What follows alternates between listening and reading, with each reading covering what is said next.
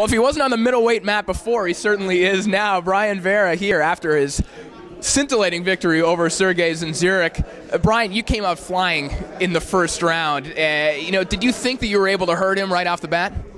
Yeah, I just knew that I was going to be physically a lot stronger than this guy. Like I said in the interview, and it showed right away. The first knockdown, well, I don't think it was a knockdown, but they called it. But then I caught him again and was able to drop him. But he just surprised me, though, man, because he was able to come back and be tough. He was tough enough to stay in there, but I knew eventually I'd probably be able to get him out of there. Well, I know fighters sometimes have a difficulty after the first round. If the guy's not staggering in the second round, it's tough to deal with that mentally. Were you still sticking with the notion that you could hurt him after the first round? Do you think you could get to him again?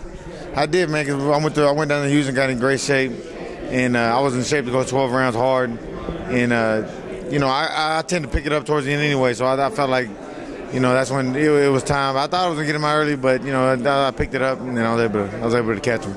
There was a time around the fourth round or so when he started to get his jab going. There was always a lot of hype about Zinzurek's jab. Was it as good as people thought? It was pretty good, man. It's just real sharp. It's real quick. It's not powerful or nothing. A couple times I ran into it because I'm so aggressive. But it's more of a sharp jab. It comes straight from his head, straight from his chin, but it wasn't nothing that I've seen better jabs. I thought Andy Lee had a better jab than that. So there was the eighth round, which I think a lot of people are going to remember. It's an early round of the year candidate already. Right. You said during the press conference a moment ago that maybe he hurt you a little bit when he pushed you off the ropes there and he had him in the corner. He just touched me with a decent body shot, just a little slight. And he was able to back me up off him real quick just to kind of think about what I was doing. And I didn't want to throw my load, then he started throwing them shots to the body. He was looking for that left hand to the body. So I just played it by ear, and then what was the 10th round? I stopped him. So the next round, I started picking it back up, and then I was able to get him out. I could see in his face and his eyes that he didn't want to do it anymore. It was almost an identical situation in the 10th round. Same corner, same situation. And was anything going through your mind at that point, like, I'm not going to let him out of the corner this time? Yeah, it was, man. It just I had him in there, and he was dipping, he was rolling, but I was catching him on the temple, catching him on the top of the head. Those shots knock you, could lift him off.